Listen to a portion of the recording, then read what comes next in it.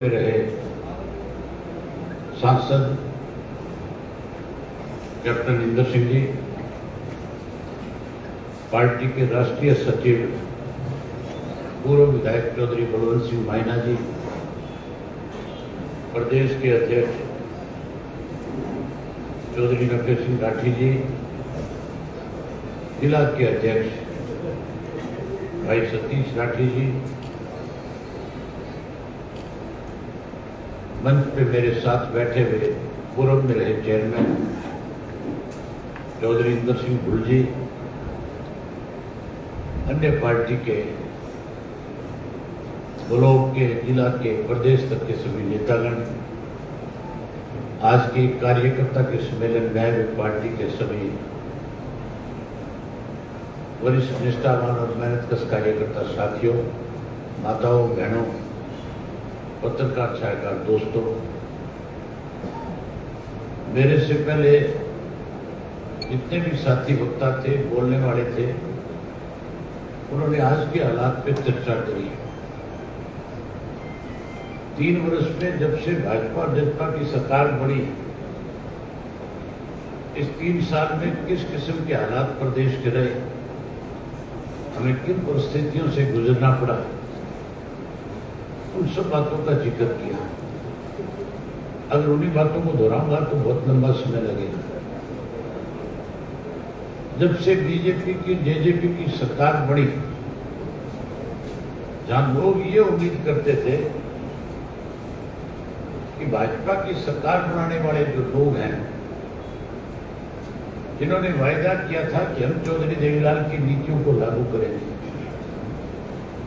जो ये कहते थे कि हम बुजुर्ग की पेंशन 5100 रुपये करवाएंगे, पढ़े लिखे नौजवान बच्चे को रोजगार और नौकरी देंगे, जो नौकरी से छूट जाएगा उसे 11,000 रुपये बेरोजगारी भत्ता देंगे। लोग ये उम्मीद करते थे कि ये विकास के काम होंगे, लेकिन साथियों 3 वर्ष में हालात बहुत ज्यादा खराब हो गए। इस 3 वर्ष के दौरान महंगाई बढ़ी है, इस 3 वर्ष में बेरोजगारी भी बढ़ी है, इस 3 साल के दौरान भ्रष्टाचार चरम सीमा पे पहुंच गया, कानून व्यवस्था का दिवालिया पिट गया। इस 3 वर्ष में किसान के खेत में होने वाली फसल के दाम कम हो गए, रोजमर्रा की जरूरत का सामान जो खरीद करके लेकर के आते हैं, चाहे वो घर का है चाहे खेत का है, उसके दाम बढ़ गए। जहां कानून व्यवस्था खत्म हो गई, जहां महंगाई बढ़ गई, वही इस प्रदेश को दोनों हाथों से सरकार में बैठे लूटने में लगे। अनेक घोटाले हुए, शराब का घोटाला हुआ, रजिस्ट्री का घोटाला हुआ, कोरोना काल के दौरान जो दवाइयां खरीदी गई कोरोना के नाम पे, 450 करोड़ रुपए सत्ता में बैठे उसमें भी डका गई। उसके अलावा धान का घोटाला हुआ, बाजरे का, गेहूं का, सरसों का घोटाला हुआ। अब एक अमृत योजना और लागू करी है, जिसके अंदर हर शहर के अंदर सैकड़ों करोड़ रुपए केंद्र की तरफ से आए। वो पैसा भी इन्होंने केवल और केवल कागजों में दिखा करके निकालने का काम किया। रोहतक में तो अमृत योजना के तहत पैसा आया, उसके लिए तो यहाँ का जो सांसद है अरविंद शर्मा, उसने मंच के ऊपर लोगों को एड्रेस करते हुए अखबार के लोगों के सामने बैठ करके बताया था कि मनीष ग्रोवर जो है, पूर्व जो मंत्री रहा, उस पे उसने आरोप लगाया था कि अमृत योजना का सारा पैसा ये मनीष ग्रोवर जो है खाने का काम किया है। नगर पालिका, नगर परिषद में भी अनेक घोटाले हो गए। जब सरकार के सामने आरटीआई के तहत जिन लोगों ने जानकारियां दी, मुख्यमंत्री को अवगत कराया, अखबार के माध्यम से खबरें छपी कि बड़े बड़े घोटाले नगर पालिका, नगर परिषद में हो रहे हैं, जांच के आदेश दे दिए। साथियों, जांच के आदेश देने के बाद जो जांच अधिकारी थे, जब उन्होंने गहराई के साथ उस बात की जानकारी दी तो बीजेपी और जेजेपी के अनेक लोग जो उसमें शामिल पाए गए। इसलिए सरकार की बदनामी ना हो, लिपापोती कर दी, छोटे कर्मचारियों के नाम उसमें डाल दिए, उनको फंसा दिया और जो इनके साथ लोग थे उनको बचाने का काम किया। इसी का नतीजा है कि नगर पालिका, नगर परिषद के जो चुनाव हुए थे, लोगों ने बीजेपी को, जेजेपी को, कांग्रेस को, सबको नकार दिया। ये मेरे कहने की जरूरत नहीं, आपके सामने है। भूपेंद्र सिंह हुड्डा ने जब शैलजा को अध्यक्ष पद से हटाया था तो अखबारों में एक खबर छपी थी कि अब तो हुड्डा साहब का अकेले का कांग्रेस पे वर्चस्व है, अब ये कांग्रेस में बैठ करके अपनी मनमर्जी से आने वाले समय में टिकटें भी बांटेगा और अब कांग्रेस की ताकत इसके हाथ में आ गई। और भूपेंद्र हुड्डा ने भी लगातार कई प्रोग्राम किए और उसमें इस बात के संकेत दिए कि अब तो अगला मुख्यमंत्री मैं ही बनूंगा। और ये भी कहते रहे कि अगली सरकार हमारी बनेगी। लेकिन जब नगर पालिका के, नगर परिषद के चुनाव आए तो फिर भारतीय जनता पार्टी की कैसे मदद की जा सके, इसके लिए हुड्डा ने बीजेपी के नेताओं की तरफ से जो इशारा उसको किया गया कि आप सिंबल पे चुनाव ना लड़ोगे, हमारी अपने आप मदद हो जाएगी। और उसने ऐलान कर दिया कि हम सिंबल पे नहीं लड़ेंगे, भाजपा की मदद कर दी। लेकिन रोहतक में, सोनीपत में, आपके झज्जर के अंदर 6 जगह चुनाव थे। उन 6 की 6 जगह के ऊपर कांग्रेस पार्टी ने जो है अपने समर्थक उम्मीदवार खड़े किए थे। दीपेंद्र हुड्डा उनके लिए वोट मांग करके आया था, इनके एमएलए भी वोट मांगते फिरे थे, इनके एक्स मिनिस्टर जो थे वो भी वोट मांग रहे थे। लगातार प्रयास कर रहे थे कि इनके लोग जीत जाएं। लेकिन रोहतक की, झज्जर की, सोनीपत की जनता ने फैसला कर लिया था कि अब इनको भी सबक सिखाना पड़ेगा जो भाजपा के एजेंट के रूप में काम कर रहे हैं। 6 की 6 जगह पे जो कांग्रेस समर्थित उम्मीदवार थे वो तीसरे और चौथे स्थान पे चले गए। कांग्रेस को जो है, जो कैंडिडेट थे उनकी कहीं जमानत जब्त हो गई, कहीं तीसरे चौथे स्थान पे नहीं चले गए। लोगों ने कांग्रेस को धुतकार दिया। इसी तरह भारतीय जनता पार्टी की तरफ से मुख्यमंत्री के जिले के अंदर 5 जगह चुनाव थे करनाल में, और 5 जगह सिंबल पे चुनाव लड़ रहे थे बीजेपी वाले, और 5 की 5 जगह पे बीजेपी के जो उम्मीदवार चुनाव लड़ रहे थे उनकी जमानत जब्त हो गई। जेजेपी और बीजेपी और चौधरी रणजीत सिंह ने मिलकर के चुनाव लड़ा, वहां भी लोग हाशिए पे आ गए। सरसा जिला में 3 जगह चुनाव थे, एक रानिया का था, एक डबवाड़ी का था, इलाहाबाद का था। जो चुनाव डबवाड़ी का था वहां पे जेजेपी का प्रत्याशी खड़ा था। बीजेपी, कांग्रेस, चौधरी रणजीत सिंह ये सारे इकट्ठे हो रखे थे, सब एक दूसरे की मदद कर रहे थे। हमने अपनी पार्टी की तरफ से पार्टी के एक साधारण कार्यकर्ता को सिंबल पे चुनाव लड़ाया था। इन्होंने तो कई करोड़ रुपए खर्च किए जीतने के लिए। हमारे बड़ा गरीब आदमी था, साधारण व्यक्ति था, लोगों ने कोई छोटी मोटी मदद उसके लिए, उसी से चुनाव लड़ा। जब नतीजा आया हमारे बड़ा चुनाव जीत गया, नहीं बड़ा तीसरे नंबर पे चला गया। ये यार रानिया में हुआ। रानिया में चौधरी रणजीत सिंह ने अपना आदमी खड़ा किया, हमने भी वहां पे साधारण आदमी को टिकट दी। चौधरी रणजीत सिंह बड़ा की जमानत जब्त होगी, हमारे बड़ा फिर जीत गया। इलाहाबाद के अंदर बीजेपी वाला भी हार गया, मेरे वाला भी हार गया। एक इंडिपेंडेंट चुनाव लड़ रहा था, वो जीत गया। लेकिन वहां जो पार्षद चुनाव लड़ रहे थे, मैंने 17 के 17 पार्षदों को सिंबल पे चुनाव लड़ाया था। 17 में से 9 पार्षद अपने जीत गए, और जो इंडिपेंडेंट जीतते हैं वो भी मेरे से बातचीत करता है, उसको पता है चेयरमैन चलानी है तो मैं सिंह के साथ लड़ना पड़ेगा। 100% अगले 5, 7, 10 दिन में तुम्हारी पार्टी में शामिल कर दूंगा। तो मान के चलो, लोगों ने इनको तो धुतकार दिया तीनों चारों पार्टियों को। अगर ताकत लोगों ने किसी को दी, या तो हमारे समर्थित जहां उम्मीदवार चुनाव लड़ रहे थे उनको जिताने का काम किया।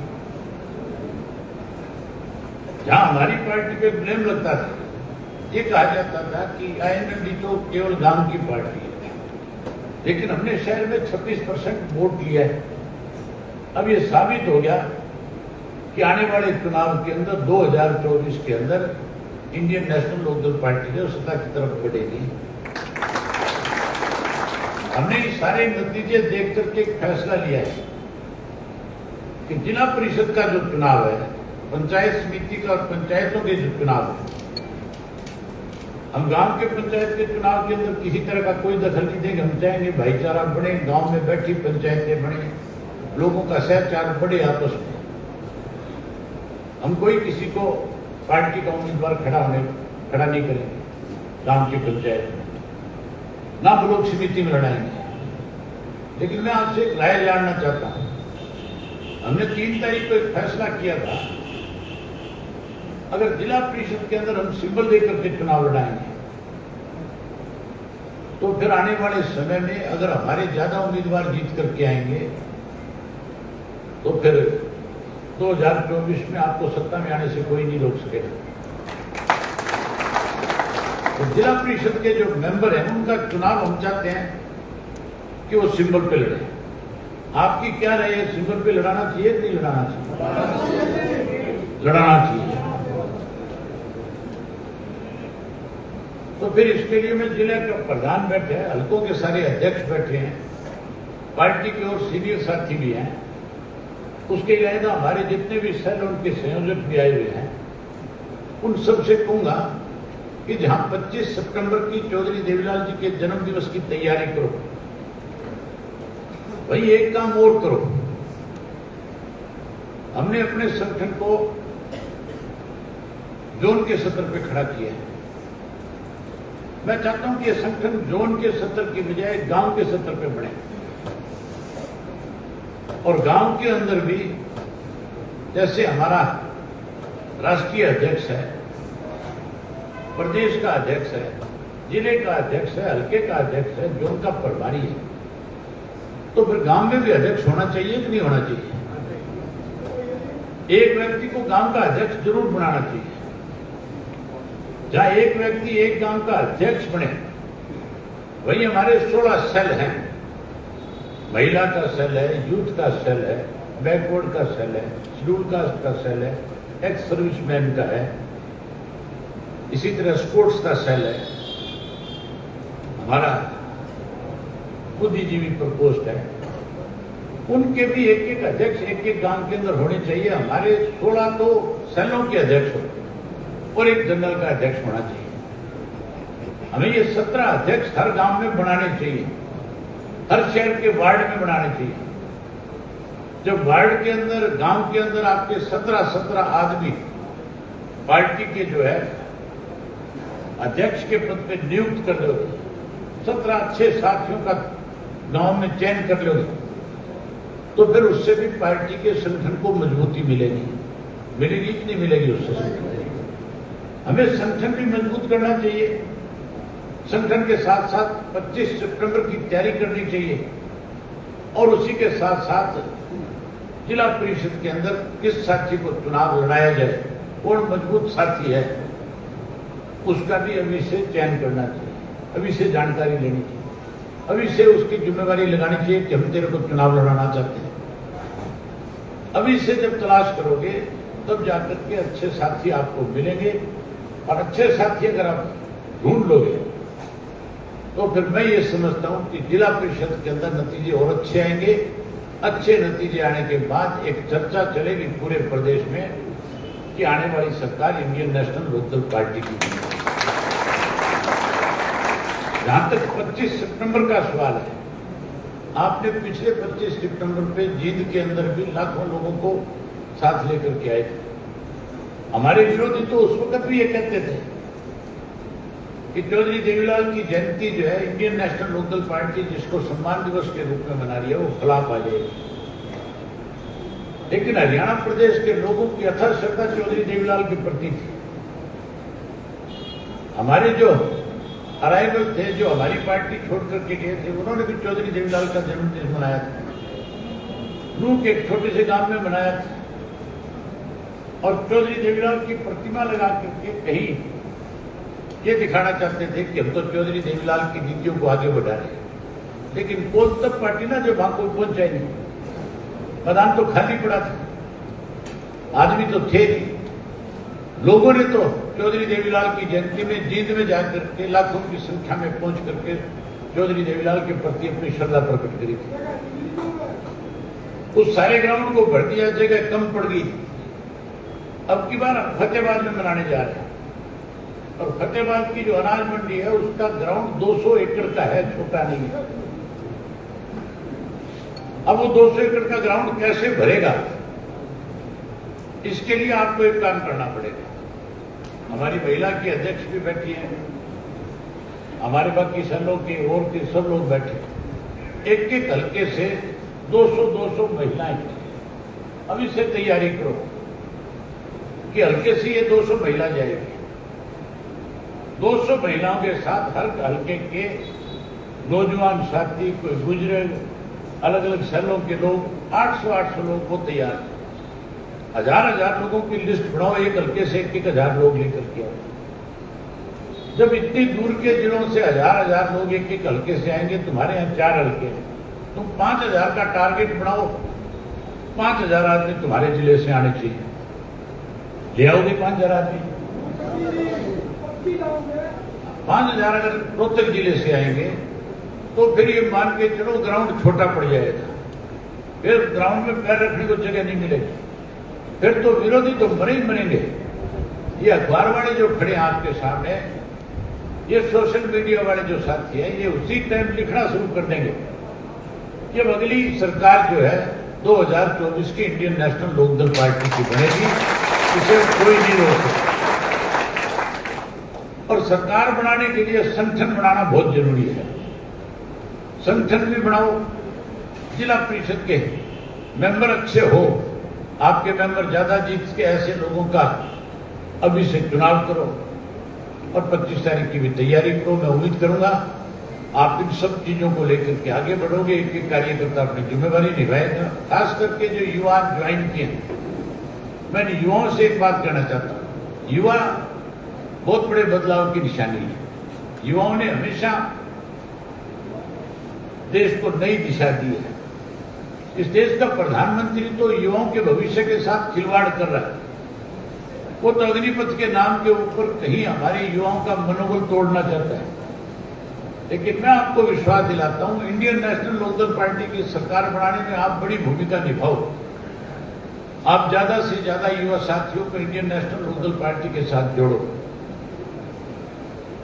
आगे आने वाले समय में हमारा एक फैसला है कि हम हर घर से एक पढ़े लिखे नौजवान को रोजगार और नौकरी देंगे। जो कोई नौकरी से, रोजगार से छूट जाएगा, आपको जेजेपी वालों ने दिए कहा था 11,000 रुपए देंगे, उन्होंने तो नहीं दिए और ना वो दे सकते। वो तो बेचारे खुद की जेब भरने में लगे हुए, उन्हें तुम्हारी चिंता थोड़ी है। वो तो लूट रहे हैं दोनों हाथों से इस प्रदेश को। लेकिन हमने एक फैसला किया है कि अगर कोई युवा किसी वजह से बेरोजगार रह गया, हम उसको घर बैठे 21,000 रुपए बेरोजगारी भत्ता देंगे, ताकि वो युवा जो है सम्मानजनक जिंदगी आगे बढ़ा सके। मैं उम्मीद करूंगा कि युवा साथी जो है चौधरी देवीलाल के सम्मान दिवस में बढ़ चढ़ करके भाग भी लेंगे और ज्यादा युवाओं को पार्टी के साथ जोड़ने का काम करेंगे।